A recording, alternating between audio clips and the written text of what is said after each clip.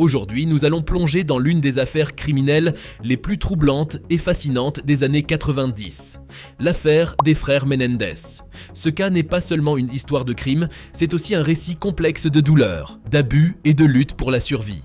Installez-vous confortablement, car nous allons explorer chaque facette de cette affaire. L'illusion d'une famille parfaite. Pour comprendre pleinement l'affaire, il est essentiel de se plonger dans le contexte. Les frères Menendez, Lyle et Eric, sont nés dans une famille apparemment parfaite de Beverly Hills. Leur père, José Menendez, était un homme d'affaires très respecté, tandis que leur mère, Mary-Louise dite Kitty Menendez, était une femme au foyer dévouée. Ils vivaient dans une maison luxueuse, entourée de toutes les commodités que l'argent pouvait offrir. Mais derrière les façades scintillantes de Beverly Hills se cachait une réalité sombre. Les enfants Menendez ont grandi dans une atmosphère de pression et d'attente irréaliste. José, un homme autoritaire, avait des exigences élevées. Les frères ont souvent rapporté avoir subi des abus émotionnels et physiques de sa part. Pire encore, ils ont révélé des abus sexuels infligés par leur père, une vérité qui n'a émergé qu'au fil du temps, ajoutant une dimension tragique à leur souffrance. De plus, la fortune de leurs parents pourrait également avoir joué un rôle dans les événements tragiques qui ont suivi, suscitant des spéculations sur les motivations financières derrière le meurtre. Dynamique familiale, amour et peur. La dynamique familiale était compliquée. Alors que Lyle était le plus âgé et souvent en compétition pour l'attention de leur père, Eric était plus réservé. Les conflits entre les frères étaient fréquents, exacerbés par les exigences de leur père. Cependant, l'amour et l'admiration qu'ils avaient pour leurs parents coexistaient avec une peur intense, surtout face à l'autorité de José. Des amis de la famille ont témoigné de l'ambiance pesante qui régnait dans leur maison. C'était comme vivre dans un musée, a déclaré l'un d'eux. Tout devait être parfait, mais il y avait toujours cette tension palpable. Les abus, qu'ils soient physiques, émotionnels ou sexuels, ont créé un climat de peur et de secret qui a façonné leur enfance. La nuit tragique, le déclencheur du crime. La nuit du 20 août 1989, tout bascule. Après une soirée normale, les frères Menendez décident de mettre un terme à la souffrance qu'ils ont endurée pendant des années. Ils ouvrent le feu sur leurs parents dans le salon de leur maison. Les détails du crime sont horrifiants. José et Kitty sont abattus avec des armes à feu, chacun recevant plusieurs balles. Après le meurtre, Lyle et Eric tentent de camoufler le crime.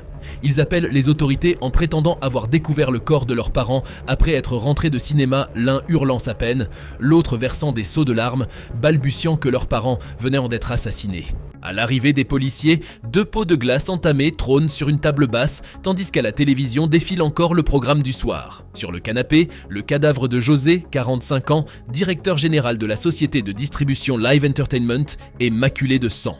On lui a enfoncé un fusil de chasse dans la bouche, ce qui lui a fait exploser l'arrière du crâne avant de lui administrer 7 autres balles. Kitty, 44 ans, repose, elle, sur le sol complètement défigurée. Toujours en vie après l'assaut, elle a été criblée d'une 5e balle en plein visage quelques minutes plus tard pour l'achever. L'enquête débute et les premiers soupçons émergent rapidement. Les enquêteurs, intrigués par les incohérences des déclarations des 2 frères, commencent à se concentrer sur eux. Pourquoi des enfants d'une famille apparemment parfaite auraient-ils tué leurs parents? C'est là que l'histoire prend un tournant. Révélation et débat, victime ou criminel? Au fur et à mesure que l'enquête avance, des détails sur la vie des frères commencent à émerger.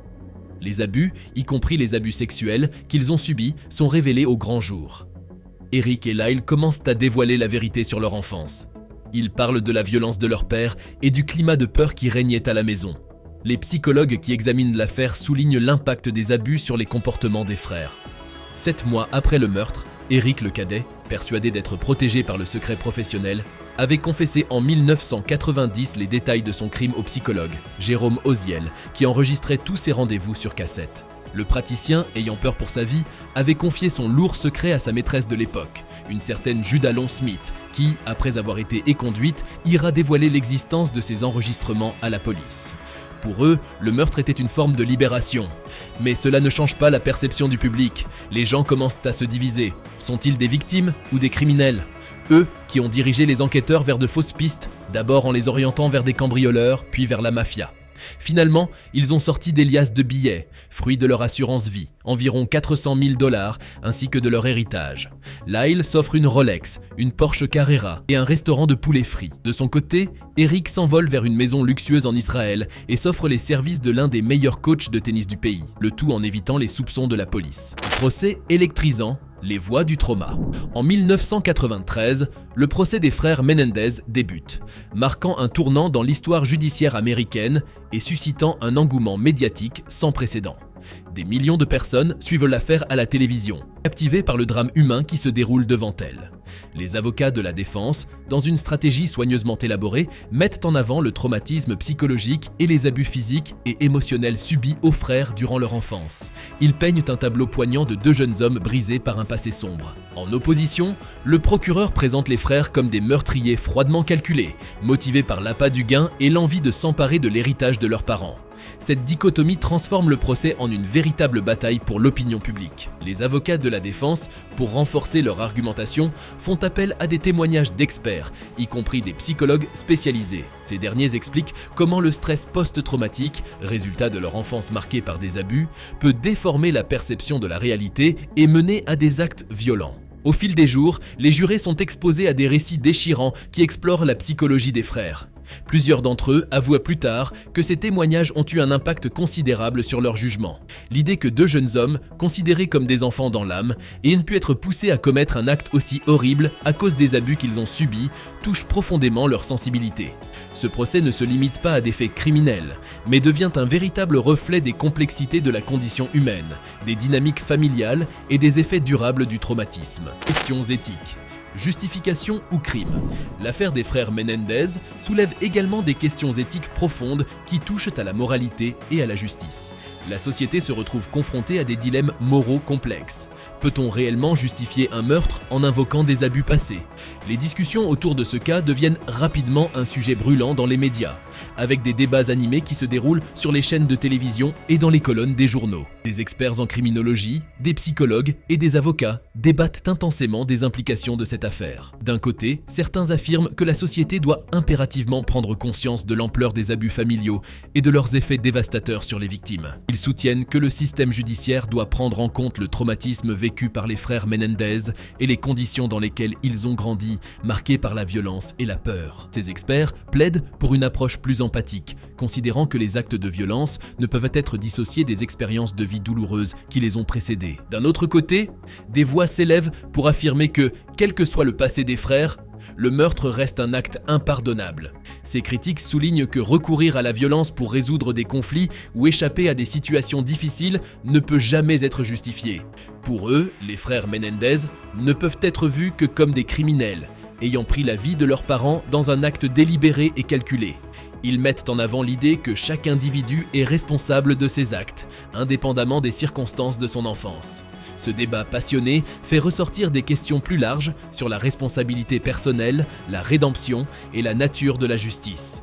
Les frères Menendez étaient-ils des victimes de leur passé, piégés dans un cycle de violence, ou des criminels ayant choisi de prendre des mesures extrêmes? La société, divisée, peine à trouver une réponse satisfaisante. Ce dilemme moral ne se limite pas à l'affaire des Menendez, mais résonne à travers de nombreux cas où la souffrance personnelle et la criminalité se croisent, poussant chacun à reconsidérer les notions de culpabilité, de pardon et de réparation. Le verdict. Justice ou tragédie? Après plusieurs mois de témoignages, le verdict tombe en 1996. Lyle et Eric Menendez sont déclarés coupables de meurtre au premier degré. Les deux frères sont condamnés à la réclusion à perpétuité sans possibilité de libération conditionnelle. La condamnation est accueillie avec des réactions mitigées. Pour certains, c'est la justice qui a été rendue.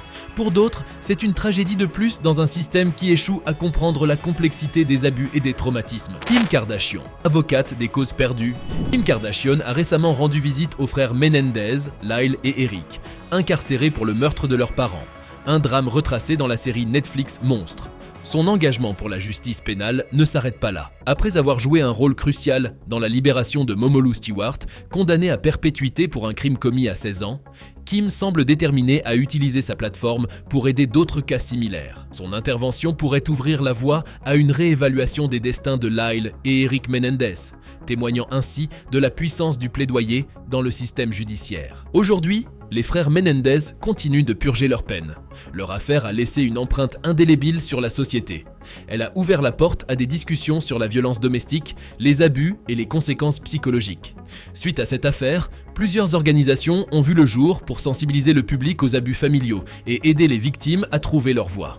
L'affaire Menendez est devenue un symbole des conséquences dévastatrices que peuvent avoir les abus. Que nous dit cette histoire sur la nature humaine et sur la société dans laquelle nous vivons ? Les abus sexuels, souvent passés sous silence, sont au cœur de cette tragédie et méritent d'être discutés. De plus, la question de l'héritage financier de leurs parents a également été un facteur d'interrogation, ajoutant une complexité supplémentaire à cette affaire déjà tragique. Merci d'avoir regardé. Si vous avez aimé cette vidéo, n'oubliez pas de liker, de vous abonner et de partager vos pensées sur l'affaire dans les commentaires. Quelles sont vos réflexions sur cette affaire complexe ? À bientôt pour de nouvelles histoires captivantes.